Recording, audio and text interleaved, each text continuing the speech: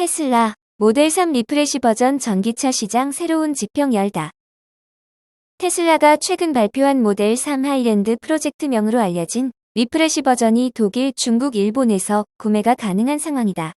전 세계적인 관심을 불러일으키며 전기차 시장에 새로운 변화의 바람을 일으키고 있다. 중국, 일본, 독일을 포함한 여러 국가의 웹사이트를 통해 소개된 이번 모델은 2017년 첫 출시 이후 약 6년 만에 대대적인 업데이트를 거쳤다. 주요 개선 사항으로 디자인 측면의 혁신을 꼽고 있다. 헤드램프와 테일램프는 현대적이고 날렵한 디자인으로 재구성되었으며 새로운 색상 옵션과 C형태의 테일램프 디자인은 차량의 외관을 스포티하고 고급스러운 느낌으로 재탄생시켰다. 첫 번째 향상된 내부 기능은 넓고 편안한 실내 공간과 8인치 크기의 뒷좌석용 터치스크린, 향상된 오디오 시스템 및 다양한 엔터테인먼트 기능이 특징이다.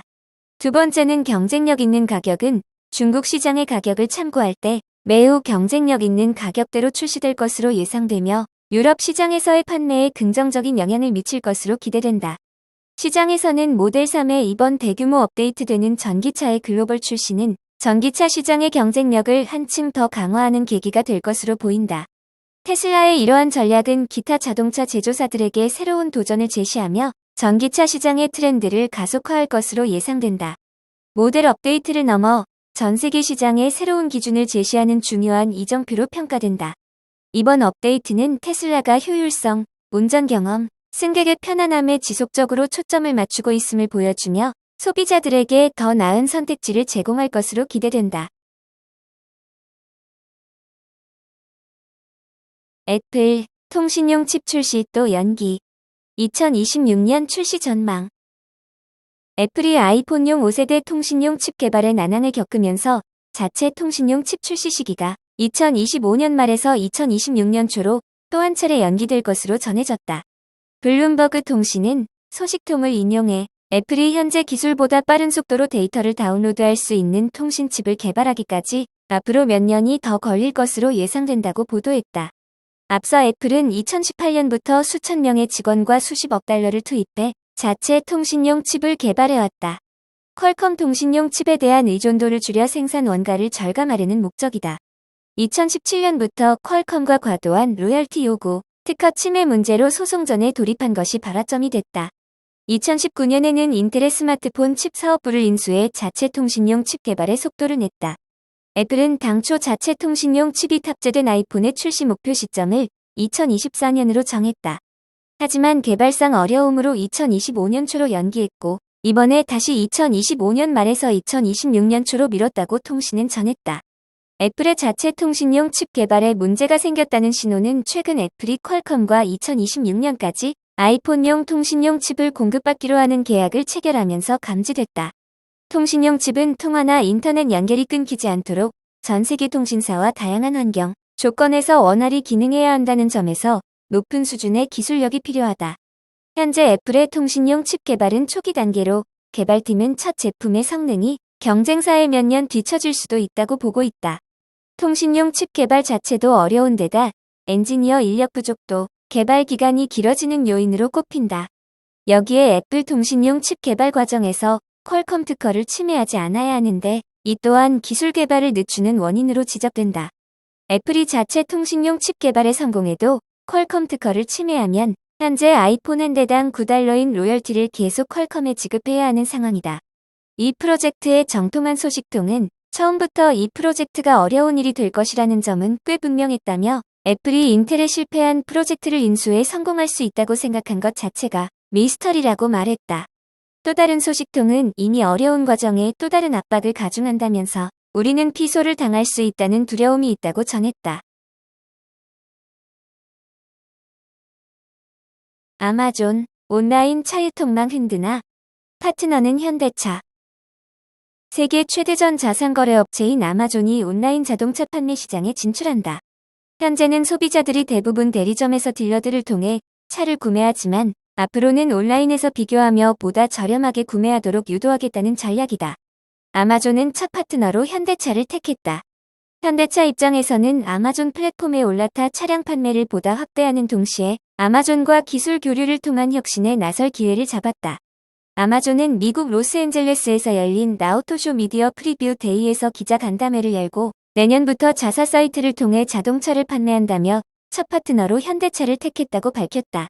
앤디 제시 아마존 최고 경영자는 고객들이 온라인에서 차량을 편리하게 구입할 수 있을 것이라며 파트너인 현대차는 아마존의 열정을 공유하는 매우 혁신적인 회사라고 소개했다. 호세 무노즈 현대 글로벌 사장 겸 최고 운영 책임자는 업계가 온라인 차 판매 경험을 개선하는 데 초점을 맞추고 있음에도 불구하고 고객들은 여전히 불만을 표시하고 있다고 언급했다. 추가적으로 아마존에서 모든 제품을 구입하는 것이 얼마나 쉬운지를 알고 있고 자동차를 살 때 그 편리함을 원한다. 아마존과 파트너십을 맺은 이유다고 강조했다. 아마존은 그간 차량 정보를 비교할 수 있는 디지털 쇼룸을 개설하면서 수년간 온라인 자동차 판매 시장 진출 가능성을 엿봤다. 그간 차량 판매는 하지 않았지만 이번에 현대차와 손을 잡으면서 처음으로 온라인 구매 방식을 도입했다. 자동차 구매자는 아마존에서 차량을 검색해 모델, 트림, 색상 등 각종 옵션 등을 고른 후 지역 대리점을 지정하면 지점에서 직접 수령하거나 배송을 받는 방식이다. 과거엔 지점에서 딜러를 통해 결제해야 하지만 이제는 PC나 스마트폰으로 쉽게 결제를 하는 방식이다. 물론 차량은 딜러가 올려놓은 재고 차량만 구매할 수 있다. 미국의 48개 주에서 법으로 소비자가 전통적인 완성차 브랜드 차량을 사려면 딜러를 통해서만 가능하도록 규정하고 있기 때문이다. 독립적 대리점이 없는 테슬라의 경우 딜러 없이 홈페이지에서 직접 차량을 판매하는 방식을 취하고 있는데 이 때문에 법으로 금지한 주들과 갈등을 빚고 있다. 하지만 테슬라 차량의 인기로 이 같은 법의 균열이 가기 시작됐다. 전기 픽업 차량을 만드는 리비안도 홈페이지에서 차량을 판매하고 있다. 포드 등 완성차 업체도 홈페이지에서 전기차 모델을 판매하는 방식을 취하고 있다. 추후 아마존이 딜러를 통하지 않고 차량을 직접 판매에 나설 수 있을지도 관전 포인트다. 북미 시장에서 점유율을 확대하고 있는 현대차도 아마존과 손을 잡으면서 시장을 보다 넓힐 기회를 잡았다. 특히 현대차는 이번 파트너십을 맺으면서 아마존과 기술 공유에서도 나선다. 양사 파트너십 일환으로 현대차는 2025년부터 아마존의 음성 비서인 알렉사 기술을 현대차에 탑재할 예정이라고 밝혔다. 자율주행차에 다가오면서 운전을 하면서도 쉽게 인포테인먼트를 활용하는 게 점점 중요해지고 있는데 최고 인공지능 기술을 보유한 아마존과 손을 잡으면서 고객 경험을 보다 넓히겠다는 보관이다. 현대차는 아울러 아마존의 클라우드 서비스인 아마존 웹 서비스를 이용하기로 단연간 계획을 맺었다. 자동차에서 수집되는 수많은 데이터를 활용해 자동차가 하나의 IT 기기가 되도록 혁신에 나서겠다는 계획으로 읽힌다. 현대차는 최근 완성차가 아닌 데이터 회사로 거듭나겠다는 그림을 그리고 있다. 한편 아마존은 현대차와 협업을 모니터링하며 점차 플랫폼에서 판매할 수 있는 완성차 브랜드를 늘릴 것으로 예상된다.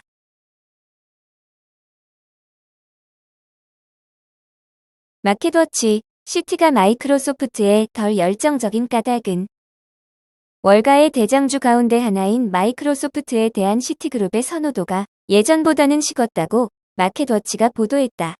시티그룹이 마이크로소프트를 포지티브 카타리스트 와치리스트에서 제외했다는 이유에서다. 투자 전문 매체는 마켓워치에 따르면 시티그룹의 분석가인 타일러 라드케는 이날 마이크로소프트에 대한 투자 의견으로 매수 등급과 목표 주가로 $432를 고수하면서도 포지티브 카타리스트 와치리스트에서는 삭제했다. 마이크로소프트 생성형 인공지능을 중심으로 한 회사의 제품 혁신 속도에 대해 여전히 긍정적인 입장을 유지하고 있다면서도 하지만 그를 흥분시켰던 주식에 대한 잠재적인 긍정적인 촉매제 중 다수는 이미 가시화됐다가 사라졌다고 주장했다. 그는 지난 2에서 3개월 동안 주가가 눈에 띌 정도로 뛰어난 성과를 보인 가운데 우리는 활력을 조금 덜 갖고 포지티브 카타리스트 와치를 마감하고 있다고 강조했다. 포지티브 카타리스트 와치로 지목된 원동력 중 하나는 지난 10월 24일에 보고된 회계연도 1분기 수익이었다. 마이크로소프트는 예상보다 나은 수익과 매출을 기록하는 동시에 해당 분기에 애저 클라우드 사업이 크게 성장했다고 보고했다. 그는 마이크로소프트가 지속적인 두 자릿수의 매출 및 순이익 성장을 주도하는 내구성 있는 단연간의 제품 주기를 계속 확인하고 있기 때문에 시티그룹이 선호하는 대형 시총 종목으로 남아있다고 말했다. 한편 포지티브 카타리스트 와치는 시티그룹에서 투자 분석에서 사용되는 개념이다. 이는 특정 주식이나 시장에 긍정적인 영향을 미칠 수 있는 사건이나 요소를 주시하고 감시하는 것을 의미한다. 포지티브 카타리스트 와치에 선정되면 좋은 실적과 단기적인 반등을 기대하며 해당 주식을 주시하고 있다는 의미다. 샤오펑, 디디 전기차 사업부 인수. 내년 공동개발 모델 양산할 것. 중국 전기차 스타트업 샤오펑이 차량 공유업체 디디의 스마트 전기차 프로젝트 관련 자산을 인수했다. 디차이징 보도에 따르면 샤오펑은 전날 공시를 통해 디디 스마트카 개발, 부문 자산 인수를 위한 첫 번째 정산을 마무리 지었다고 밝혔다. 이어 모나 공동개발 외에 스마트 캐빈, 자율주행, 충전, 마케팅 등 분야에서 양사가 협력을 심화할 것이라고 덧붙였다. 샤오펑과 디디는 지난 8월 전략적 협력 계약을 체결했다. 디디가 샤오펑의 스마트카 개발 사업부를 이전하고 샤오펑 지분 3.25%를 취득하는 것으로 샤오펑의 인수 가격은 7억 4천만 달러 수준으로 알려졌다. 샤오펑은 디디로부터 인수한 자산 및 인력을 토대로 두 번째 브랜드인 모나를 런칭할 것이라고 밝혔다.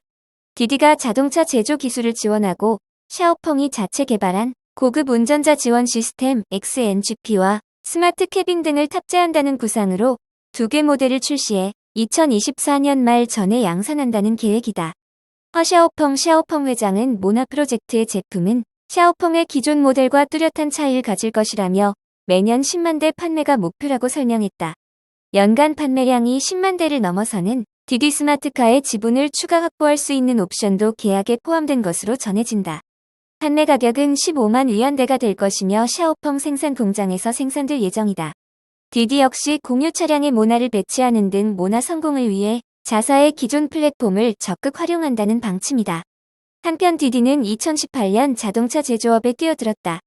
전기차 업체 리샹과 합작사 주디안 추싱을 설립했고 2019년에는 비아디와 메이아우 추싱을 설립해 호출 전용 차량인 기원을 출시하기도 했다. 올해에는 거지지진을 인수하며 자동차 R&D와 생산 제조 업계의 진출 의지도 드러냈다. 다만 업계 경쟁 심화로 주디안 추싱은 지난해 8월 파산 신청했다.